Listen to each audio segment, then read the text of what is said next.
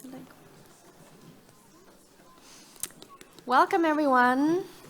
Come and take a seat.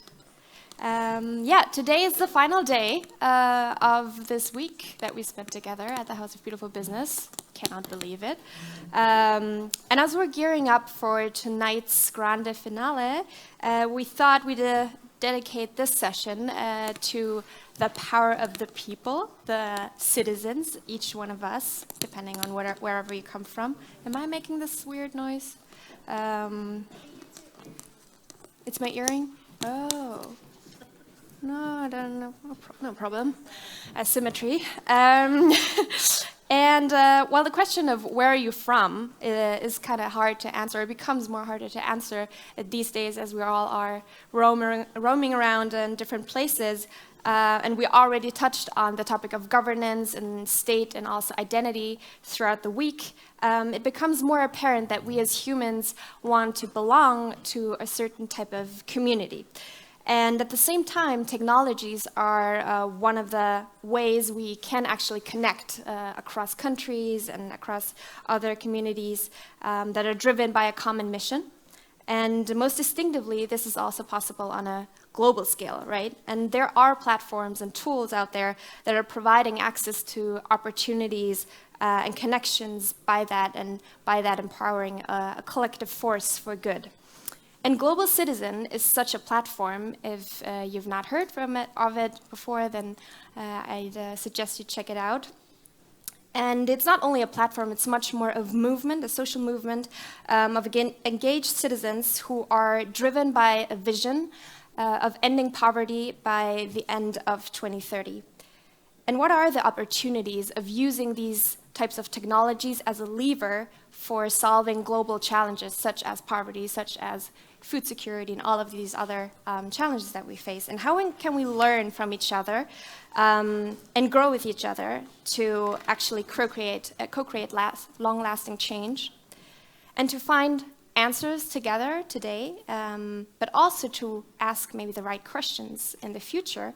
I have the pleasure to introduce Mark Lehmann, who's the CTO of Global Citizen, who will give you an introduction about their work and their impact that they've reached so far, and the question, why should we even care?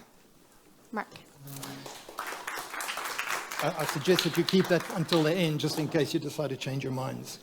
So, as Monika said, yes, I work for Global Citizen, the Global Citizen organization, and very succinctly, thank you, Monika, basically our main work is to build a movement of 100 million action-taking global citizens to help achieve the vision of ending extreme poverty by 2030.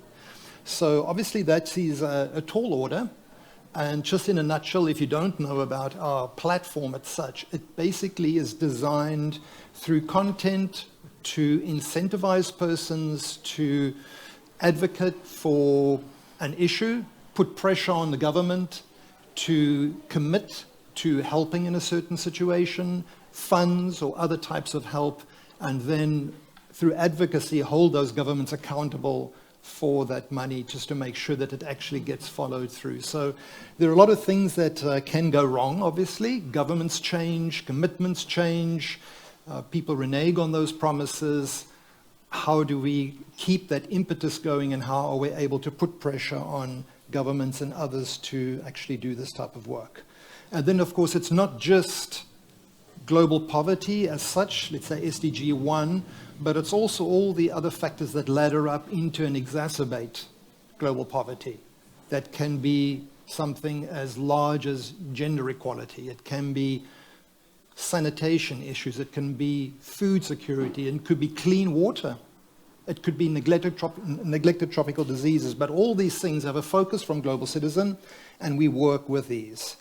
So if we take this theme question, why should we care, and we just apply to this, I'm sure that there's nobody here who would not agree with me that this is something that's very, very important, especially if you just take it from the point of view that as long as you've got disparity in the world, there's going to be a foundation for tension, there's going to be a foundation for despair, which is going to create extremism. As soon as you have extremism, the world basically just goes downhill. So I would say, and I'm sure you agree, it's a no-brainer that we should care. So basically, that's already the end of our conversation, isn't it? Well, unfortunately, I think I'll spend just a little bit more time because as the person looking after technology, there's a lot more to this than meets the eye. And I'm going to show you how we have to care across multiple problem domains, and that you're actually going to care a lot more about this internally and deeply than you might even realize now before the end of this discourse. So let's first of all just have a very quick look at the problem that I'm trying to solve. How do I use technology to reach and engage 100 million people in the mission to end extreme poverty, considering the fact that at the moment we have about 5 or 6 million members? Growth from 6 million to 100 million is substantial, exponential, if you want to use this term. Is this even possible? And the answer is, obviously it must be, because Facebook, Twitter, Snapchat, Instagram, WeChat have already done it and are doing it all the time. So you would say then, okay, fine, Mark, you don't have a problem. Solved. That's where we go wrong. Because the point is today, just the approach that is used by organization is being flagged as being spawning all sorts of issues, whether it be privacy issues, whether it be the manipulation of personality, action, addictive practices. So now what happens? Even more profoundly, these technologies have also been identified as the key technologies proliferating fake data, for instance. Think about that. So does Global Citizen want to join the group known to proliferate fake data? There's 3 outcomes for this. Either we just stop using technology, or technology becomes less manipulative with less fake information, or technology becomes more manipulative with more fake data. Let's just take those 3. No technology, technology with less manipulation, less fake data, technology with more fake data, more manipulation. So out of those 3, what would you say is the worst outcome? Just think about it for a few seconds. You're most probably thinking 3, more manipulative technology and fake data, bad. Or is it 1, no technology? Which would you choose of those 2? Don't answer. Think about it. Because each of these choices has a specific impact. Okay, just in good psychology, let's flip it around. What's the best outcome? Is it number 2, less manipulative tech with less fake information in the world? Or again, is it 1, no technology? There are groups of people who would advocate for both of those. So now, let's do a little bit of analysis while you're pondering deeply on this. So, no tech, or less manipulative, less fake tech, or more manipulative, more fake tech. Let's use some stories to get through this. Audio amplification. So this started off in the 1920s with beautiful, shiny valves that looked warm and lovely and inviting. And through the 1930s, 40s, 50s, 60s, you had a group of persons who would draw on about sound stage, sound depth, separation of sound stage, the beauty of true sound, and just the whole oral experience. They were called audiophiles. Then what happened was, in fact, these audiophiles, by the way, that same technology was used in landlines, telephone landlines in those days. Remember, those are the very, very old days where you could actually hear properly what a person on the other side of the world was saying, unlike now with VoIP where you've got to fill in the gaps because it's compressed. So those are the days when this actually worked pretty well. We came to the situation where transistors were invented, more powerful amplifiers, still the same arguments about true sound and beautiful sound and sound stage. And a whole culture of persons grew up around vinyl recordings, and again, true or lossless recording, which was the truth of music, truth of recorded sound. Then some of us, I'm looking for gray hair, will remember the Sony Walkman, which just really made mobile music available to the masses.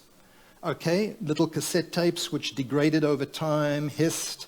It wasn't fantastic, but people enjoyed it. It was music, and this was applauded as a noble concept.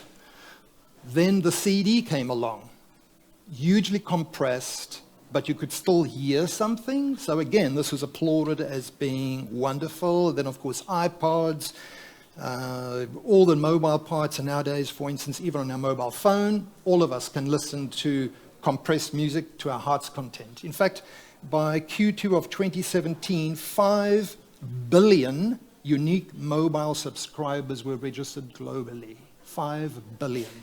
2/3 of the world could listen to music, compressed music on their mobile devices. Now, why am I talking about this?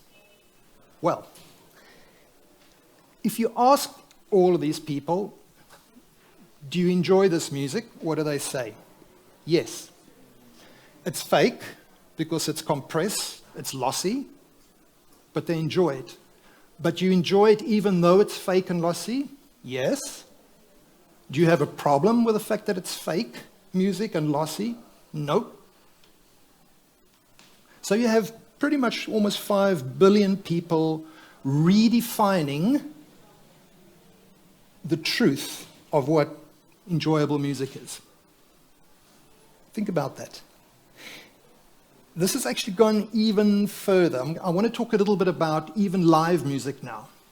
How many of you have seen at a live concert persons close to the stage, not even looking at the stage, but looking at their mobile phone because there's a live stream?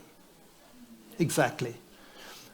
More than that, that's not the image of reality, because many organizations today are using augmented reality to change that visual experience. So that in itself, it's not a reflection of reality. It is fake. Exactly. And further to that, there's also a live stream of sound. And what happens is they have their little earbuds in, but interesting enough, on their phone, they also have applications which have digital equalization. They can add reverb, they can add all sorts of other things to the music or the sound, which again, it makes it no longer a reflection of the true sound it's coming to them. It becomes fake. And yet they choose to embrace and accept this fake as the real thing, the true reality, even though they know that it's not, that it's something else.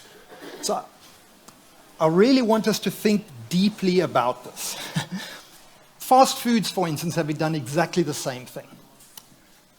And because technology has allowed persons to cheapen the cost of food, obviously it's a boon for those who can't afford something else. So in itself, it's a wonderful thing. But the good has been undermined by technology and social media in the following way. If you went to Yelp and you searched for fine food dining, just think of that phrase first of all. What are you expecting to find? You click on it, and it's amazing that over time, there are more and more and more Joe's Corner Pizza or something like that coming up. Why?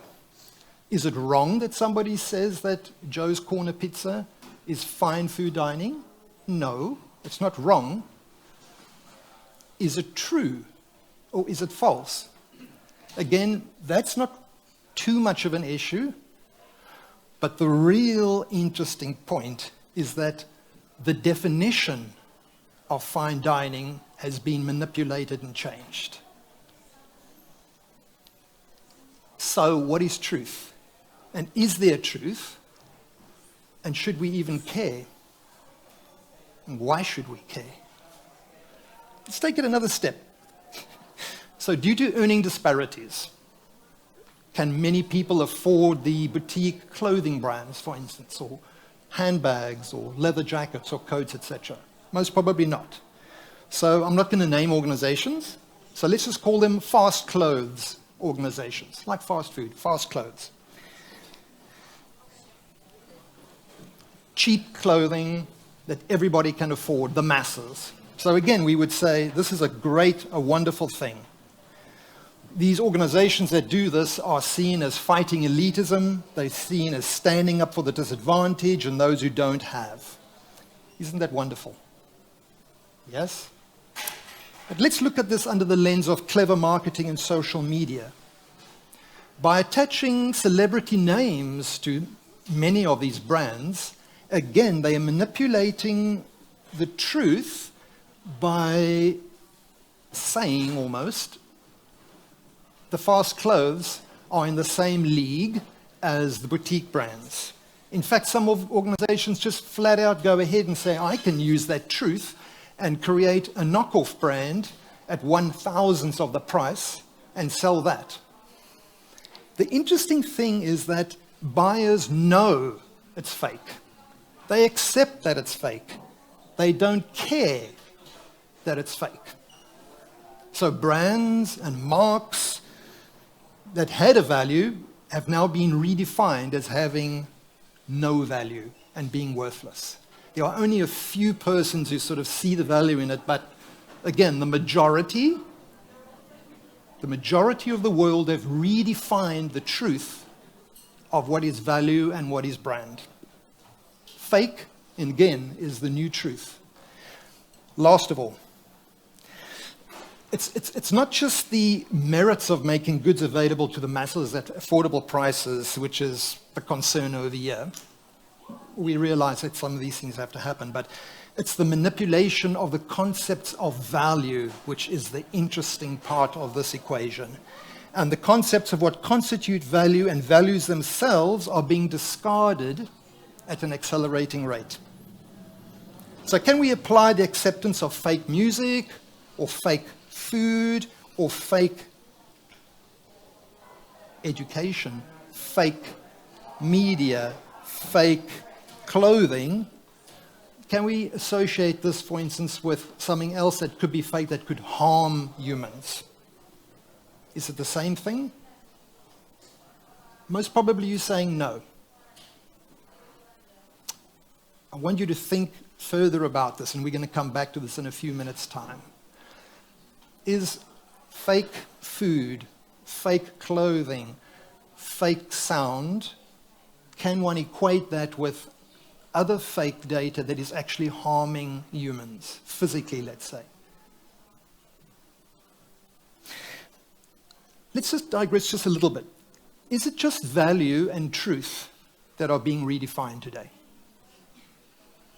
No. What is beautiful? What is ugly?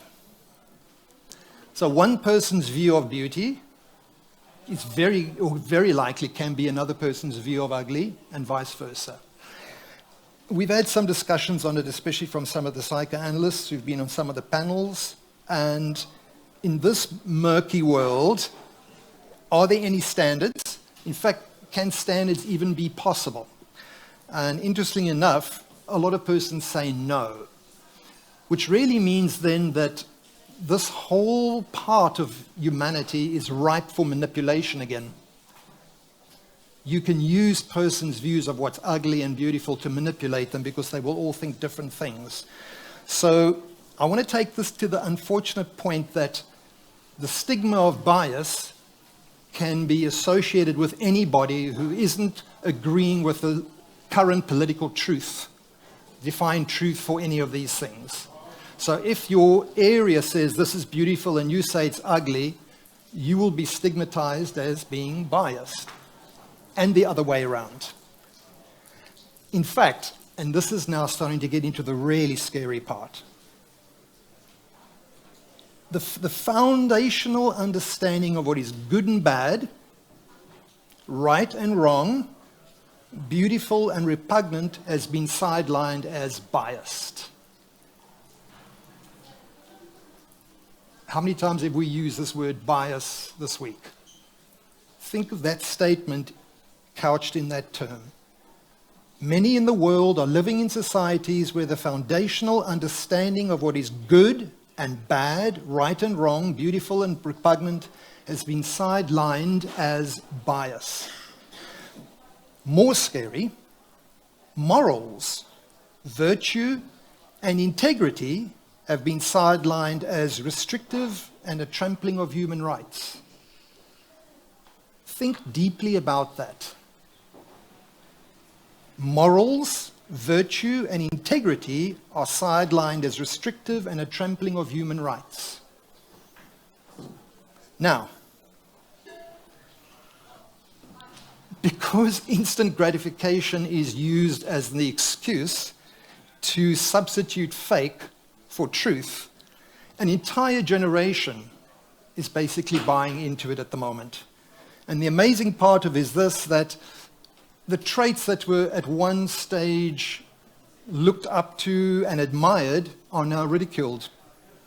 Anybody who says, ooh, I'm patient and I'm frugal because I'm saving up to do whatever, it's like, are you nuts? Just go online and you can have it right now. They are ridiculed for this. Why? It's all about clever marketing and manipulation. So when we hear about the Roman civilization, it's often highlighted that the fall of that empire was due to, okay, the breakdown of family, and also to the consuming interest in the gladiatorial games and violent bloodshed. Technology has advanced so far today that we don't have to Uber down to the Colosseum.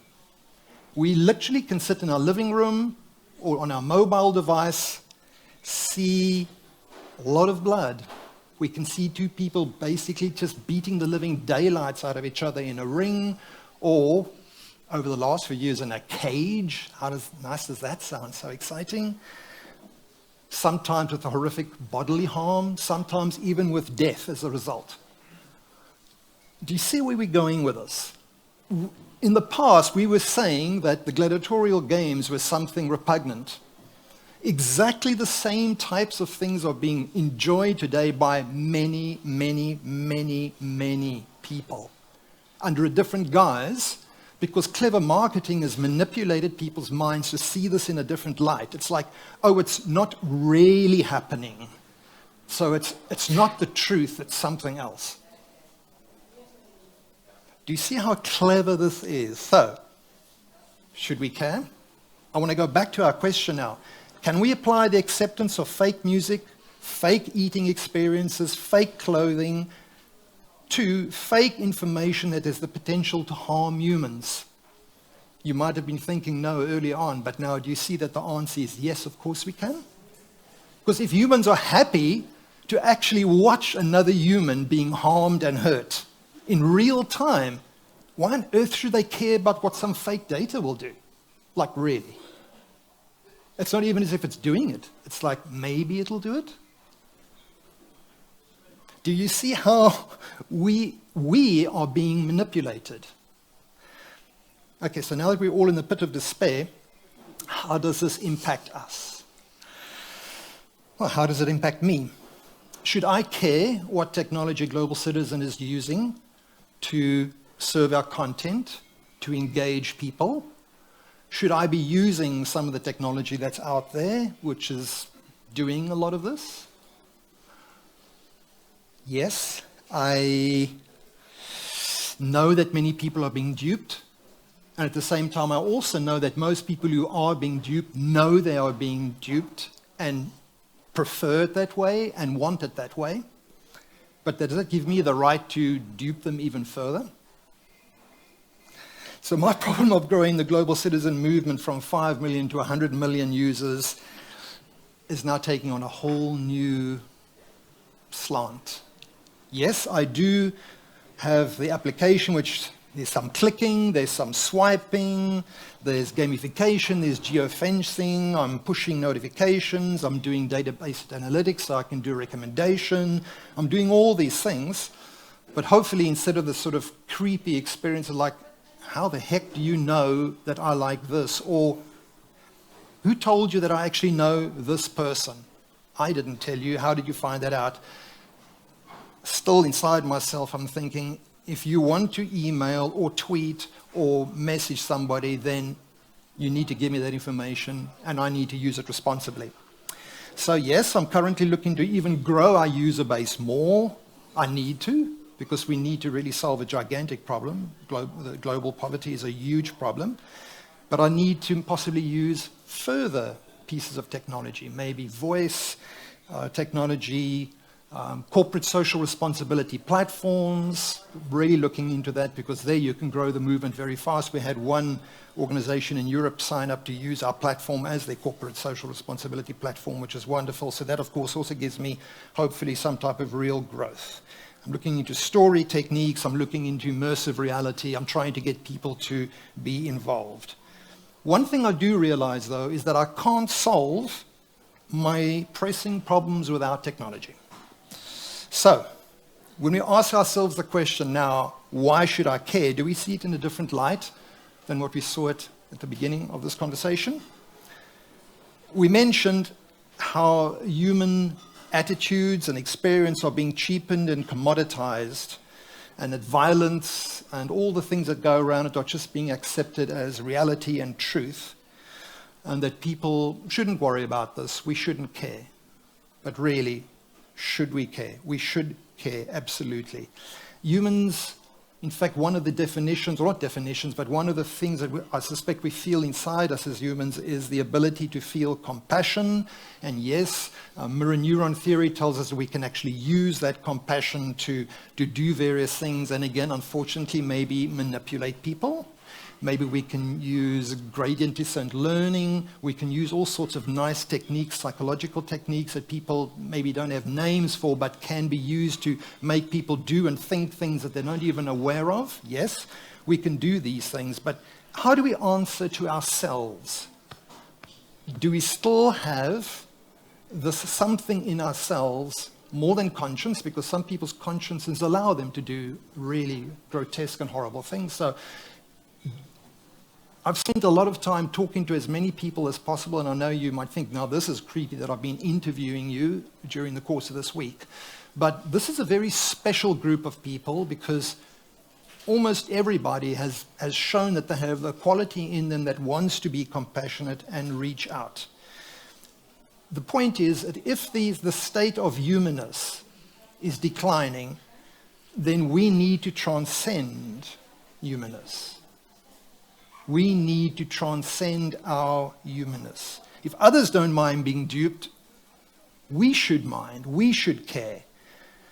We need to look at our own state of being. We need to ask, what is our legacy going to be? What is the legacy of humans? Have you ever heard of lemmings being spoken of in a positive light? Dodos? No.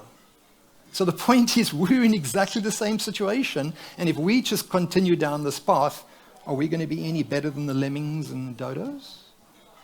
No.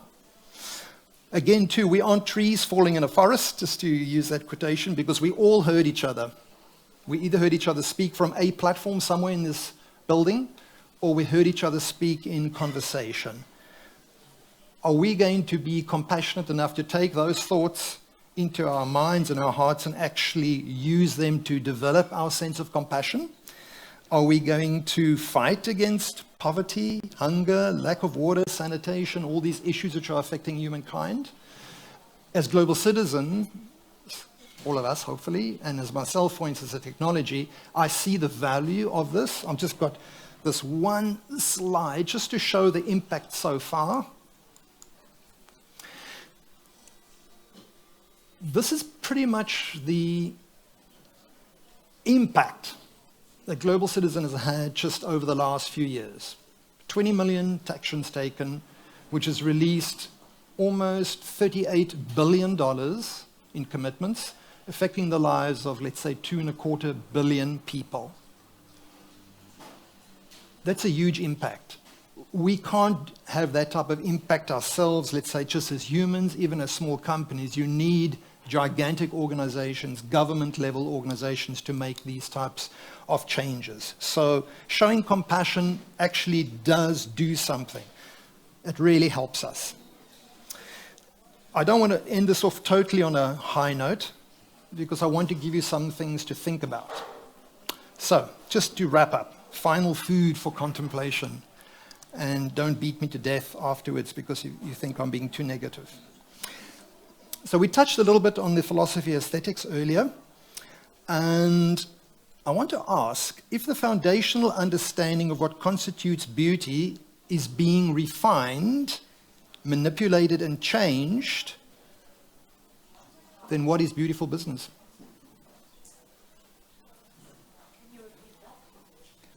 If the foundational understanding of what beauty is actually being refined and changed and manipulated, what is beautiful business? Is it even a concept then? Or is it a changing concept? And what business then are people going to be in the future? And could humankind effectively be creating their own beautiful ruin? So you think it's impossible? Think. If our perception and understanding of beauty can be manipulated, might we experience our ruin to be a beautiful thing in the same way that harming addictions are often viewed as beautiful? Because people with addictions know that it's bad, but still enjoy it. It's still a beautiful experience for them. In many cases, they could even be killing themselves, but it's still beautiful. There's no end to the way we and our brains can be manipulated. And now, last one, which really comes into many of the conversations we've been having. We've been using the word human and humanness throughout this week. Isn't the definition of human changing at the moment? Yes. Yes, absolutely. As today's civilization declines, is not humanity also declining? Yes. So is not most technology and marketing accelerating this decline? Yes. So, if the concept of human is being redefined, then surely the humanization of machines becomes a recursive loop, accelerating our own demise. We've been talking about humanizing machines, but if we as humans and humanness is declining, we are humanizing the machines, which is now the feedback loop and the recursive situation which just kills us. Sorry to end this on such a note. It's something of deep thought that we need to go along with. So now can you understand why should we care? Thanks.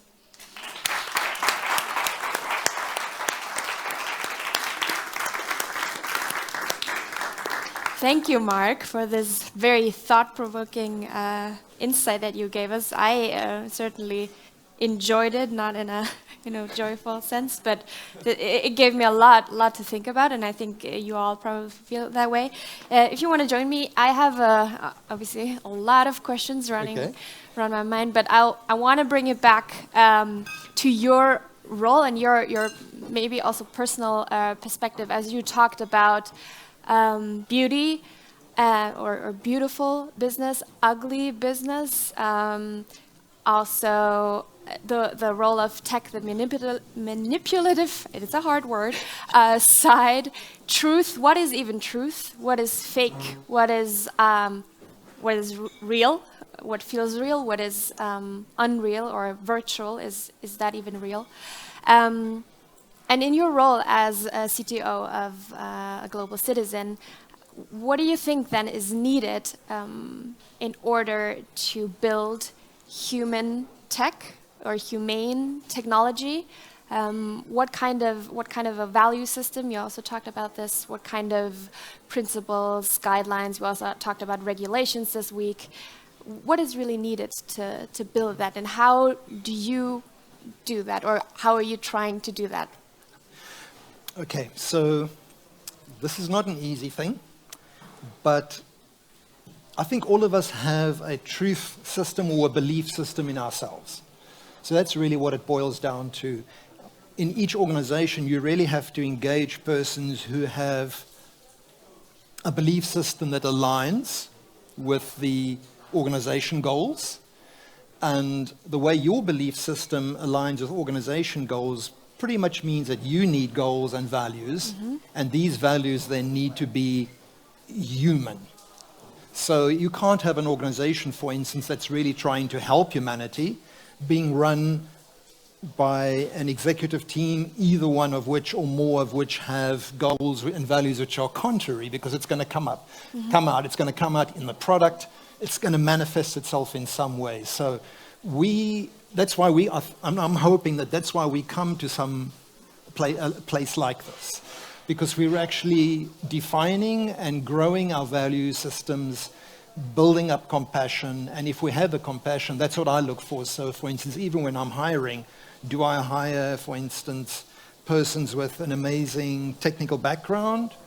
That actually isn't even the first thing on my agenda. It's all about compassion, it's about culture, it's about alignment with goals. You can teach people Java, Python, whatever it is.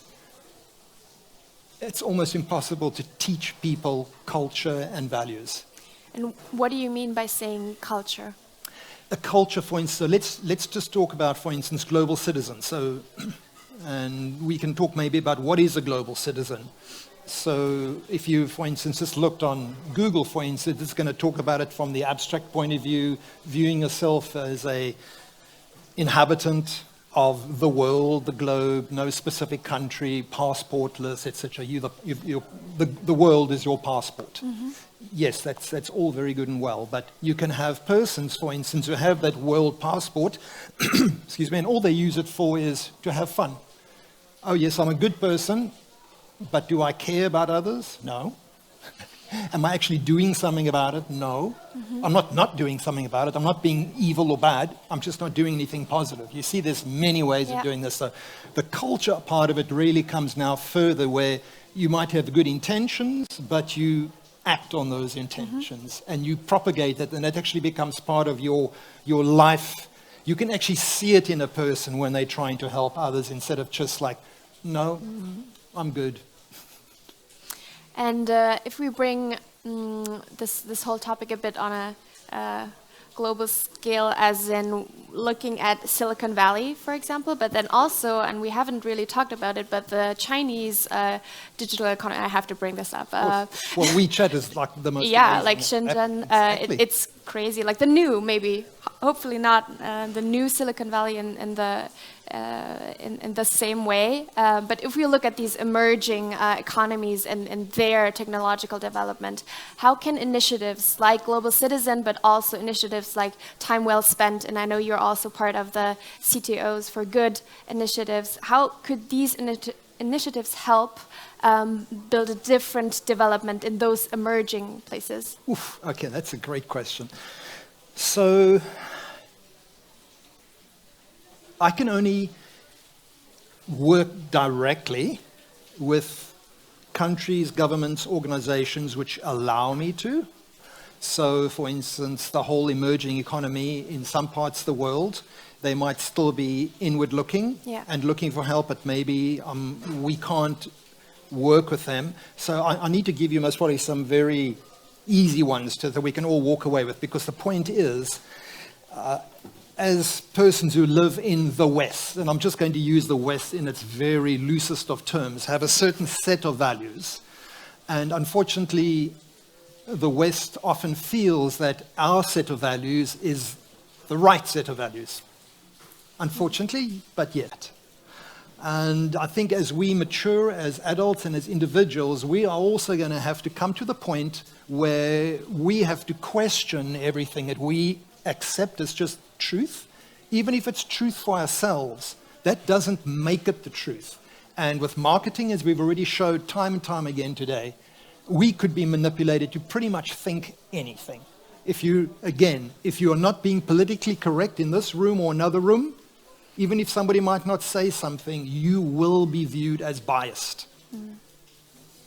This is the reality today. So, going back to that, as global citizens, all of us, I'm going to talk about all of us now, just not myself as in Global Citizen as an organization, but we need to become a lot more cognizant of the fact that our truth is not necessarily the truth. I'm sorry to say it.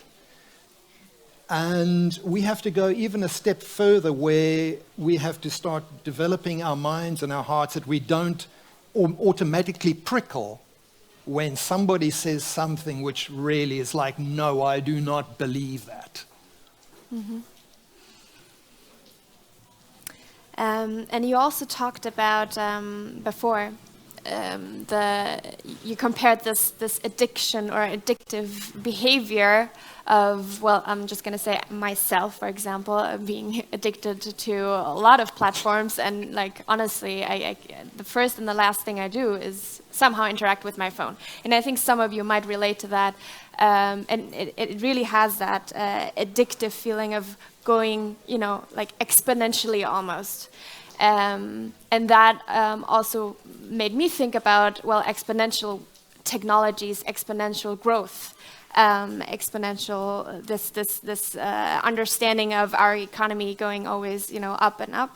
And how do you think that an alternative, so maybe another truth, like maybe the truth lies actually in sustainable growth, in post-growth, or however we want to call it, how can technology maybe also be a force for a different, direction, different development in that terms?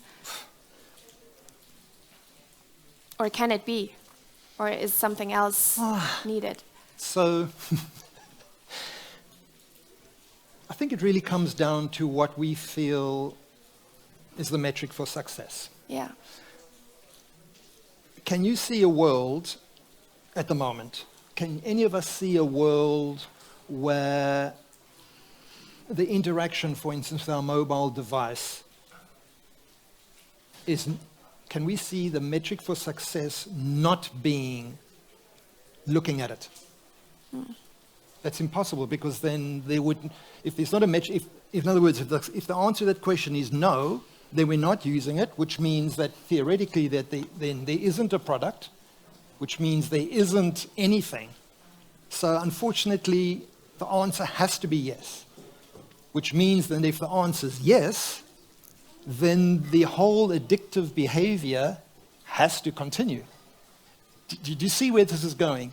It's lovely for us. In fact, it reminds me of a statement made in a film once where it was Howard's End, I think, where Howard says sort of something along the lines of, when he was asked about music and meaning, etc., and he said, yes, this is something wonderful that rich people talk about after enjoying their dinner.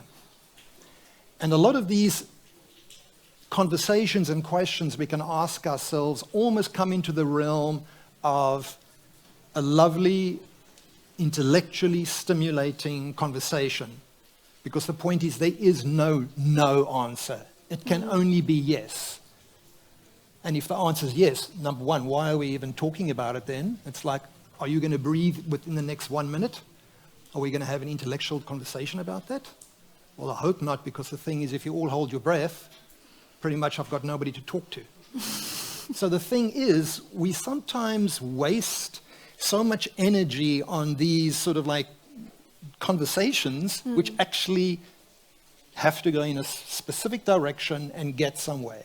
What we've got to do as people, as global citizens, is to say, it's going to go in that way, but how is it going to affect me? Do I have a value system? And if my value system says I need to spend more time with my children, or I need to go and watch a beautiful sunset, a real sunset, by the way, not like, wow, that was a beautiful sunset. Actually watch the whole thing, experience it, and enjoy it. We have to make those decisions for ourselves and for our loved ones and our circle of influence. It's the only way we can do it. I've been thinking deeply about so many of these things during this week, because we keep on talking about humans, we keep on talking about machines, and what is a machine? And then we go back maybe to the 1940s, 1950s, and they spoke about automata and blah, blah, blah. And if you said to a machine, do X, it would just do X.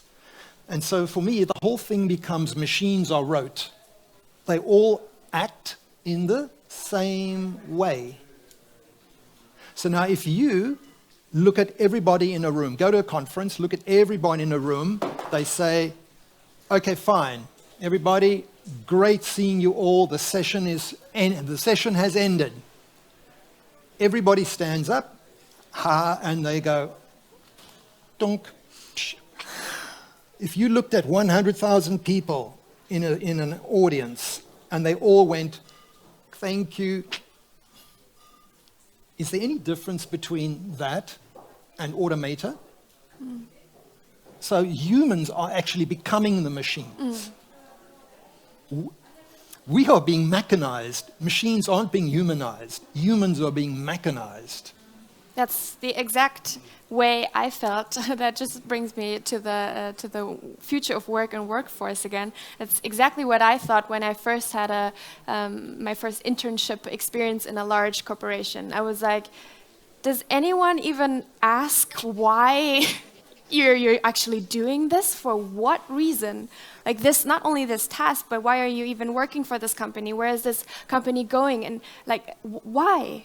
Why even? Like it felt exactly like this, like a machine, and I personally felt like a little, I don't know, thing inside of this machine that could be easily replaced and then exchanged, and it would just go on and on. But that's maybe a different topic. We have... yep, unfortunately, you are a cog in the machine, and so are we all. Yeah. We've got to do something about that. Yeah.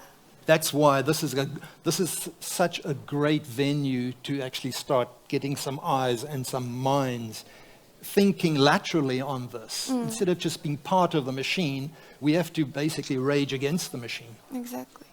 Anger, productivity. Productive out anger. Of anger. Channeled that's anger. That's what I also learned this week.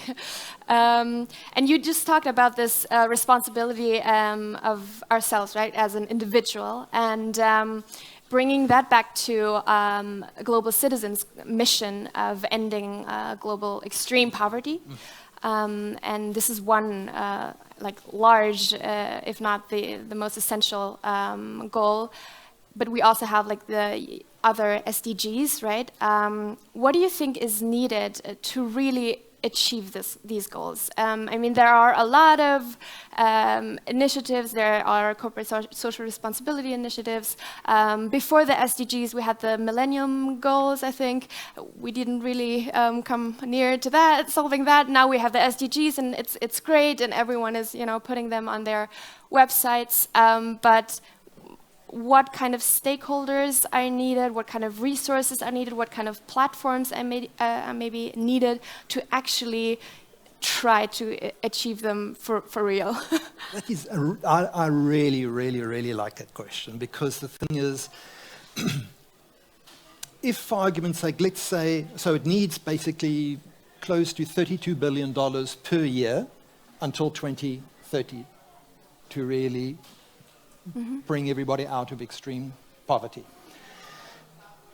But if you really think about it, what is that? That's just sort of moving some money around and looking at the cold, dispassionate analysis of extreme poverty and changing that perception and maybe that small slice of reality. Sadly, so in your mind's eyes, just think about it. So let's say extreme poverty is, I can't remember the exact number right at this moment, but let's say it's earning $2 per month, for argument's sake, or living on $1 a day, or something, whatever it is, for the moment. Let's say that everybody now has $1.10. So there's no more extreme poverty throughout the world. What has that changed? Has it only changed the definition that now there's no more extreme poverty and now everybody's happy? No. As long as there's disparity, the world's going to be a very ugly, nasty, horrible place. And it could very well get to the point of anarchy, because you're going to have the people that say, I've lived so long without it, I'm now going to take it. Don't even start thinking about these things, because this is what could motivate the future. So answering your question now is, if in ourselves we don't get all hung up about, yep, you've got $1.10 now, why aren't you happy? Like, what's your problem? We've got to transcend this. And if that's what humanness is, in other words, I gave you what you asked for, $1.10, now you've got it, why aren't you happy? In our hearts, we've actually got to see beyond that. Why are people unhappy? Mm-hmm. Why are people lonely? Why is this happening? Why is that happening? Can we solve it? No. But the point is, as long as we're actively thinking in ourselves how I can help maybe alleviate something. If our parent is dying of cancer, for instance, can we solve that? No. But the love and the compassion, the warmth, the closeness can help alleviate some of the suffering, can help that person not to feel as lonely, all these types of things. And it basically gives compassion, love, warmth, actually elevates the whole human experience. So if, as people, we are elevating the experience of those around us that we influence, or elevating the experience of others, we are then being true to ourselves, because we should be wanting to do that. And if we are doing that, then you can almost say the metrics for our success for ourselves has been accomplished. And if that same spirit could actually start moving around the world, wouldn't that actually solve it, without saying, okay, this is the goal, it's SDG number 6. Oh, and this is SDG number 3. And all these technical definitions, which are just man-made anyway. Yeah, sure. At this point, at this point, I would like to open it to you. I guess we have a lot of questions, but no microphone as always. But do you want to just... Okay. I can bring it. That's better. So thank you very much for your words. I think they're very inclusive, and it's lovely to hear that mindset. You mentioned two things that I feel are a bit a polarity, and it would be interesting if you went a little bit deeper into it. You said you can't learn values. I don't know if I agree or disagree. My feeling is, because I'm an optimist, I a little bit disagree. I think we can learn values, but this is not the point. I don't want to be right or wrong. I just wanted you to look at that, and at the same time look at the power that you referred to when you addressed marketing, and you said marketing actually has the power to change our minds about everything, or to give us a new reality that isn't even real. So when we are talking about, on the one hand, we have the power to bring a reality to people intentionally, man-made. On the other hand, we have a set of values that a lot of us are not even connected to, because we haven't had a chance to find out what our purpose is. How does this put us in a position of responsibility in relation to your central topic of eradicating poverty, I imagine? Okay, very nice. So I want to just separate this out a little bit first, because values is something that we actually hold on to. And intrinsically, our personalities, the core of our personalities doesn't change, but the way we project our personalities can be manipulated and changed. So when, for instance, we talk about not learning values, we most probably, almost in the first formative part of our life, and I'm not a psychologist, but the formative part of our life sets the values. The way we, through the rest of our lives, project ourselves and project those values changes and can be manipulated. So that's why you can't teach a person values. It's something which you're actually projecting and they change as you are being manipulated, in fact, as you manipulate yourself. So in terms of global citizens, again, how do organizations make money? So think about it. I'm not going to mention, in this forum we can't give names to exact things, but let's talk about addictive behaviors which are known to be addictive and which actually harm people and possibly, well, pretty much kill them. How on earth do those organizations do such a good job and make so many billions of dollars when what they're doing is known to do this? It's because what they're doing is adjusting people's viewpoint of reality and getting persons to think in a certain way which might even be counterintuitive and against themselves. In the same way that you can make a person do something that's counterintuitive and hurtful to themselves, you can also manipulate a person's behavior to do good to others, even if inside themselves they're not altruistic or not good, because you can incentivize them. If you go to the little old lady down the street and give her food every evening at 6 o'clock, we'll pop $500,000 into your account every month. Is there anybody in this room who's not going to do that? I've just manipulated everybody's behavior, whether you want to do it or not, or care to do it or not. So as global citizens, and as a global citizen and as technology or whatever it is, can I use the same forces and the same behavior manipulation? I know it sounds horrible, but manipulation is manipulation, because anytime you get somebody else to do something for you, even if it is, my darling, make me a cup of tea or whatever it is, isn't asking somebody to do something for you manipulating their current state? If you think of people as a state machine, you're changing their state, that's manipulation. It's the same as taking a photon and moving it from one place or another, or an electron. A person, not that I'm saying it, but you get the point. The world is manipulation. We are manipulated. We are manipulating. It's part of reality. Great question. Great question. You. So thank you for sharing your views on that. I have a question, because you mentioned a lot of technology to attract people for a cause, or maybe not use it for a cause.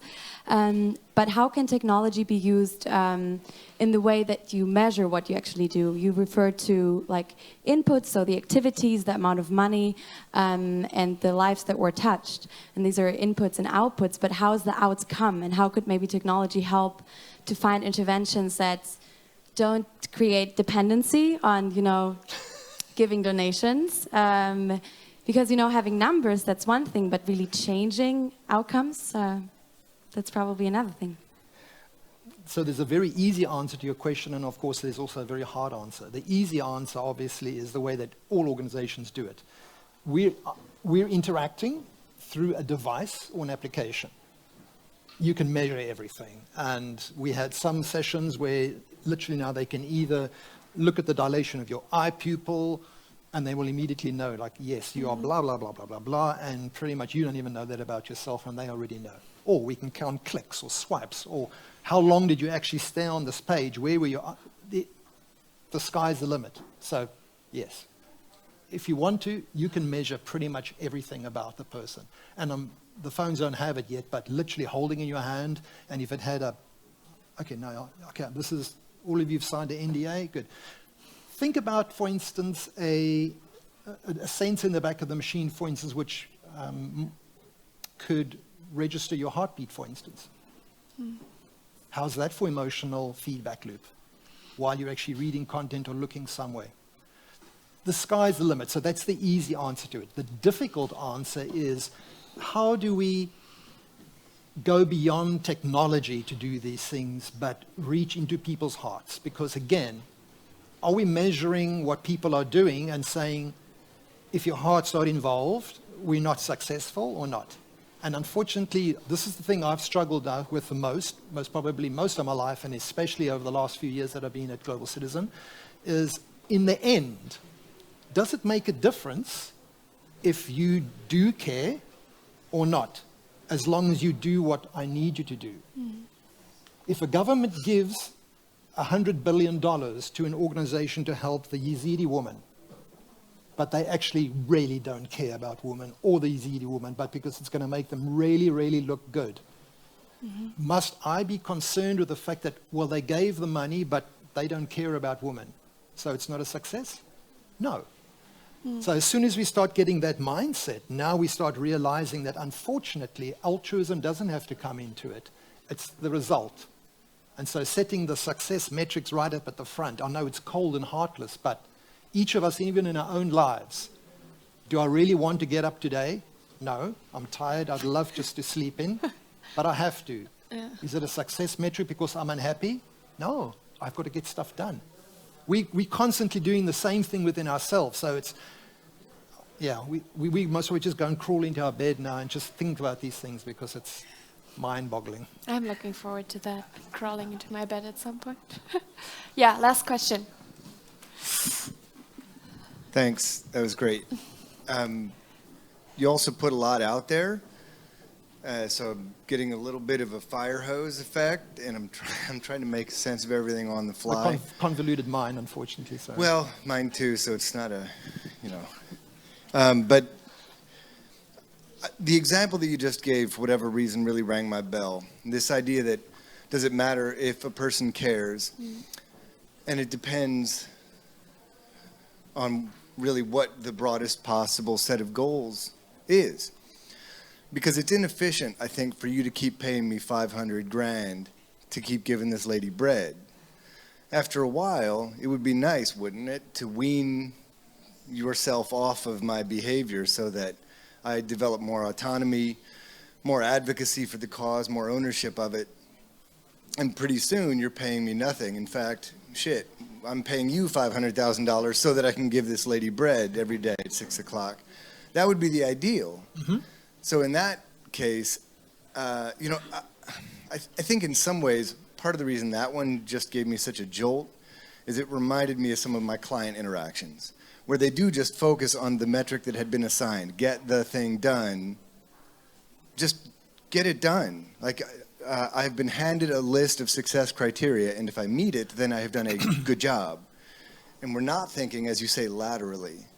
But I think if we start thinking about how do we create advocacy and ownership in the people who interact with our products and services in a way that they can pick it up, carry it on in the spirit in which it was intended, then more and more that spirit grows and it becomes more effective and more authentic and, as you say, like more genuine. Yeah. So the question. Good. Because I was going to turn that into a question. I'm sorry, if you didn't I have ask. no other way to process this okay. Other than this. We're all there. We're all there. To what extent do you agree that this weaning ourselves off of the rat pressing the lever, that Skinner model? Yep. I can answer that. Okay, I know exactly where you're going. That is a great question. That because was hard. basically Thank you you. said you gave the preamble, which is fantastic, and now Yeah. you're saying, can this happen or can we make it happen? I want to turn it around and ask us all the question just in a slightly different way. Who has seen a rock move up a hill? Who has seen a rock move up a hill? Who has seen the boulder roll up the hill without Sisyphus behind it? So we've all heard about this thing called entropy. That should answer your question. No matter how much we would like this to be the case, where people can get weaned off addictive behavior or suddenly become altruistic and whatever, as humankind, the mass of them, the unfortunate answer is no. At the personal level, maybe. So, for instance, you might have in atomic theory, for instance, you can have an electron jolted up, for instance, from this orbital to that orbital. In quantum mechanics, you can have entanglement, you can have superposition, but it doesn't happen with all the particles because then they would just be, that's at the end, the universe ends. So the thing is, you can maybe reach out to a person, and maybe a person in a sea of humanity might be weaned off. But just humanity or globally, the whole world, no. So we have to, that's why we do what we do. Because I will take that point one step further. If that was the case, there wouldn't need to be a global citizen because everybody would be doing it already. And on this note, we have a lot to think about. What is my truth? What is the other's truth? What is the truth that we want to live towards, or What's the true actually, truth? what's the true truth, and what do we want to put in action and in reality. You'll have, latest at our silent party tonight, an opportunity to reflect on not only these questions and these wonderful insights that we just had the pleasure to listen to, but a lot more. So join us there, definitely. I want to invite you to that. Thank you so much, Mark. Thank you. That was Thank you. highlight. Thank you so much.